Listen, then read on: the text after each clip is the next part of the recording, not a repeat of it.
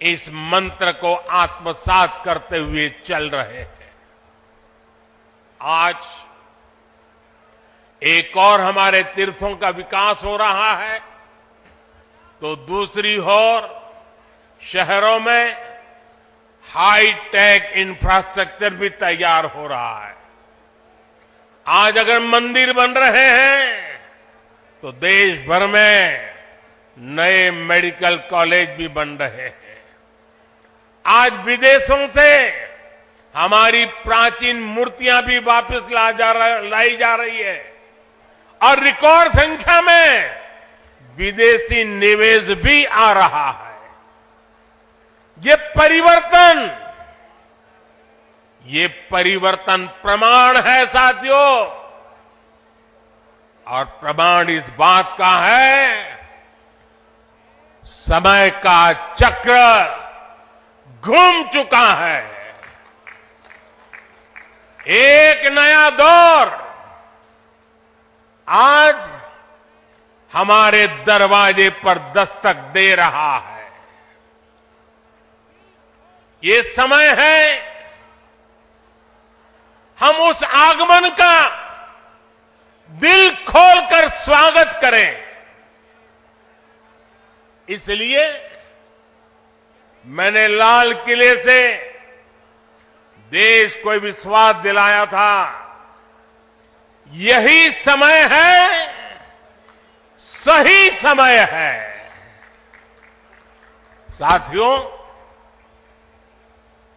जिस दिन अयोध्या में राम मंदिर की प्राण प्रतिष्ठा हुई थी, तब मैंने एक और बात कही थी। 22 जनवरी से अब नए काल चक्र की शुरुआत हो चुकी है। प्रभु श्री राम ने जब शासन किया तो उसका प्रभाव हजारों वर्ष तक रहा। उसी तरह राम लला के विराजमान होने से अगले 1000 वर्षों तक भारत के लिए एक नई यात्रा का शुभारंभ हो रहा है। अमृत काल में राष्ट्र निर्माण के लिए पूरी सहस्त्र शताब्दी का ये संकल्प केवल एक अभिलाषा भर नहीं है, ये एक ऐसा संकल्प है जिसे हमारी संस्कृति ने हर कालखंड में जीकर दिखाया है। भगवान कल्कि के विषय में आचार्य प्रमोद कृष्णम जी ने गहरा अध्ययन किया है। भगवान कल्कि के अवतार से जुड़े कई सारे तथ्य और शास्त्रीय जानकारियां भी आचार्य प्रमोद कृष्णम जी मुझे बता रहे थे। जैसे उन्होंने बताया कि कल्कि पुराण में लिखा है, शंबले वस तस्तस्य सहस्त्र परिवत्सरा, यानी भगवान राम की तरह ही कल्कि का अवतार भी हजारों वर्षों की रूपरेखा तय करेगा। इसलिए भाइयों और बहनों, हम ये कह सकते हैं कि कल्कि काल चक्र के परिवर्तन के प्रणेता भी है और प्रेरणा स्रोत भी है। और शायद इसीलिए कल्कि धाम एक ऐसा स्थान होने जा रहा है जो उन भगवान को समर्पित है जिनको अभी अवतार होना बाकी है। अब कल्पना करिए, हमारे शास्त्रों में सैकड़ों हजारों साल पहले भविष्य को लेकर इस तरह की अवधारणा लिखी गई। हजारों वर्ष बाद की घटनाओं के लिए भी सोचा गया। ये कितना अद्भुत है, और ये भी कितना अद्भुत है कि आज प्रमोद कृष्णम जैसे लोग पूरे विश्वास के साथ उन मान्यताओं को आगे बढ़ा रहे हैं, अपना जीवन खपा रहे हैं। वो भगवान कल्कि के लिए मंदिर बना रहे हैं, उनकी आराधना कर रहे हैं। हजारों वर्ष बाद की आस्था और अभी से उसकी तैयारी, यानी हम लोग भविष्य को लेकर कितने तैयार रहने वाले लोग हैं। इसके लिए तो प्रमोद कृष्णम जी वाकई सराहना के पात्र है। मैं तो प्रमोद कृष्णम जी को एक राजनीतिक व्यक्ति के रूप में दूर से जानता था, मेरा परिचय नहीं था। लेकिन अभी जब कुछ दिन पहले मेरी उनसे पहली मुलाकात हुई तो ये भी पता चला कि वो ऐसे धार्मिक आध्यात्मिक कार्यों में कितनी मेहनत से लगे रहते हैं। कल की मंदिर के लिए इन्हें पिछली सरकारों से लंबी लड़ाई लड़नी पड़ी, कोर्ट के चक्कर भी लगाने पड़े। वो मुझे बता रहे थे कि एक समय उन्हें कहा जा रहा था कि मंदिर बनाने से शांति व्यवस्था बिगड़ जाएगी। आज हमारी सरकार में प्रमोद कृष्णम जी निश्चिंत होकर इस काम को शुरू कर पाए हैं। मुझे भरोसा है कि मंदिर इस बात का प्रमाण होगी कि हम बेहतर भविष्य को लेकर कितने सकारात्मक रहने वाले लोग हैं। साथियों, भारत पराभव से भी विजय को खींच करके लाने वाला राष्ट्र है। हम पर सैकड़ों वर्षों तक इतने आक्रमण हुए, कोई और देश होता, कोई और समाज होता तो लगातार इतने आक्रमणों की चोट से पूरी तरह नष्ट हो गया होता। फिर भी हम न केवल डटे रहे बल्कि और भी ज्यादा मजबूत होकर सामने आए। आज सदियों के वो बलिदान फलीभूत हो रहे हैं। जैसे कोई बीज वर्षों के अकाल में पड़ा रहा हो, लेकिन जब वर्षा काल आता है तो वो बीज अंकुरित हो उठता है। वैसे ही आज भारत के अमृत काल में भारत के गौरव, भारत के उत्कर्ष और भारत के सामर्थ्य का बीज अंकुरित हो रहा है। एक के बाद एक हर क्षेत्र में कितना कुछ नया हो रहा है। जैसे देश के संत और आचार्य नए मंदिर बनवा रहे हैं, वैसे ही मुझे ईश्वर ने राष्ट्र रूपी मंदिर के नवनिर्माण का दायित्व सौंपा है। मैं दिन रात राष्ट्र रूपी मंदिर को भव्यता देने में लगा हूं, उसके गौरव का विस्तार कर रहा हूं। इस निष्ठा के परिणाम भी हमें उसी तेजी से मिल रहे हैं। आज पहली बार भारत उस मुकाम पर है जहां हम अनुसरण नहीं कर रहे हैं, उदाहरण पेश कर रहे हैं। आज पहली बार भारत को टेक्नोलॉजी और डिजिटल टेक्नोलॉजी के क्षेत्र में संभावनाओं के केंद्र के रूप में देखा जा रहा है। हमारी पहचान इनोवेशन हब के तौर पर हो रही है।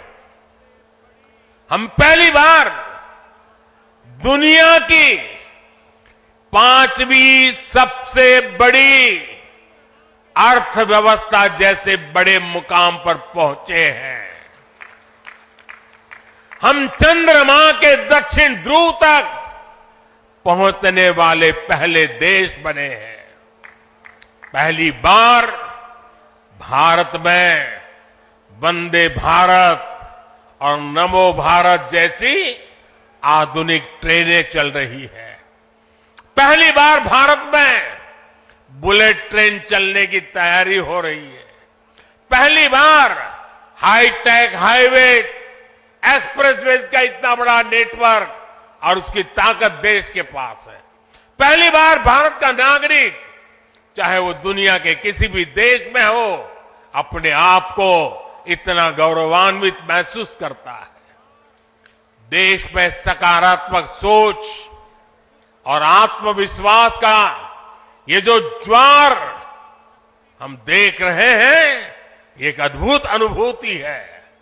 इसलिए आज हमारी शक्ति भी अनंत है और हमारे लिए संभावनाएं भी अपार है। साथियों, राष्ट्र को सफल होने के लिए ऊर्जा सामूहिकता से मिलती है।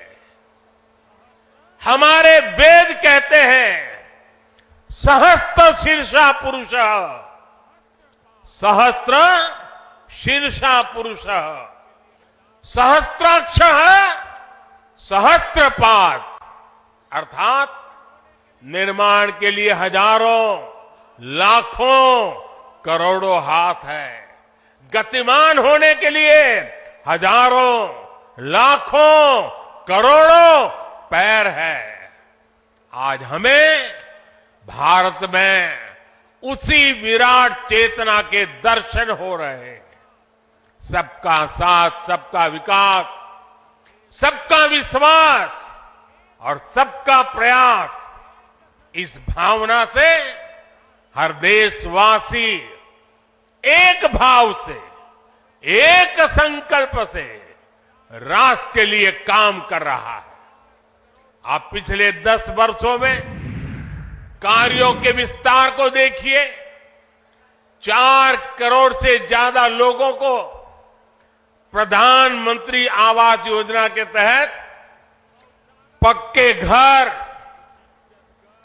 11 करोड़ परिवारों को शौचालय यानी इज्जत घर, 2.5 करोड़ परिवारों को घर में बिजली, 10 करोड़ से अधिक परिवारों को पानी के लिए कनेक्शन, 80 करोड़ लोगों को मुफ्त राशन, 10 करोड़ महिलाओं को कम कीमत पर गैस सिलेंडर, 50 करोड़ लोगों को स्वस्थ जीवन के लिए आयुष्मान कार्ड, करीब 10 करोड़ किसानों को किसान सम्मान निधि।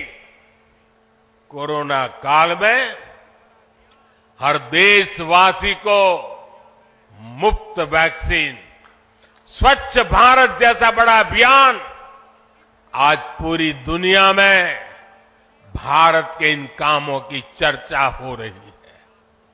इस स्केल पर काम इसलिए हो सके क्योंकि सरकार के इन प्रयासों से देशवासियों का सामर्थ्य जुड़ गया। आज लोग सरकार की योजनाओं का लाभ दिलाने के लिए गरीबों की मदद कर रहे हैं। लोग 100% सैचुरेशन के अभियान में हिस्सा बन रहे हैं। गरीब की सेवा का ये भाव समाज को नर में नारायण की प्रेरणा देने वाले हमारे आध्यात्मिक मूल्यों से मिली है। इसलिए देश ने विकसित भारत का निर्माण और अपनी विरासत पर गर्व के पंच प्राणों का आह्वान किया है। साथियों, भारत जब भी बड़े संकल्प लेता है उसके मार्गदर्शन के लिए ईश्वरीय चेतना किसी न किसी रूप में हमारे बीच जरूर आती है। इसलिए गीता में भगवान श्री कृष्ण ने कहा, संभवामि युगे युगे, इतना बड़ा आश्वासन दे दिया है। लेकिन इस वचन के साथ ही तो हमें ये आदेश भी देते हैं कि कर्मण्येवाधिकारस्ते मा फलेषु कदाचन, अर्थात हमें फल की चिंता के बिना कर्तव्य भाव से कर्म करना है। भगवान का ये वचन, उनका ये निर्देश आज 140 करोड़ देशवासियों के लिए जीवन मंत्र की तरह है। अगले 25 वर्षों के इस कर्तव्य काल में हमें परिश्रम की पराकाष्ठा करनी है। हमें निस्वार्थ भाव से देश सेवा को सामने रखकर काम करना है। हमारे हर प्रयास में, हमारे हर काम से राष्ट्र को क्या लाभ होगा, ये प्रश्न हमारे मन में सबसे पहले आना चाहिए। यही प्रश्न राष्ट्र की सामूहिक चुनौतियों के समाधान पेश करेगा। मुझे विश्वास है कि भगवान कल्कि के आशीर्वाद से संकल्पों की हमारी ये यात्रा समय से पहले सिद्धि तक पहुंचेगी। हम सशक्त और समर्थ भारत के सपने को 100% पूरा होता देखेंगे।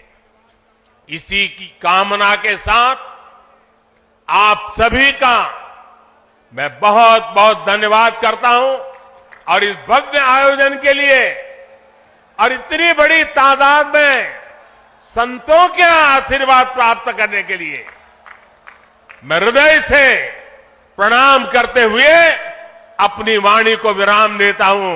मेरे साथ बोले भारत माता की, भारत माता की, भारत माता की। बहुत बहुत धन्यवाद।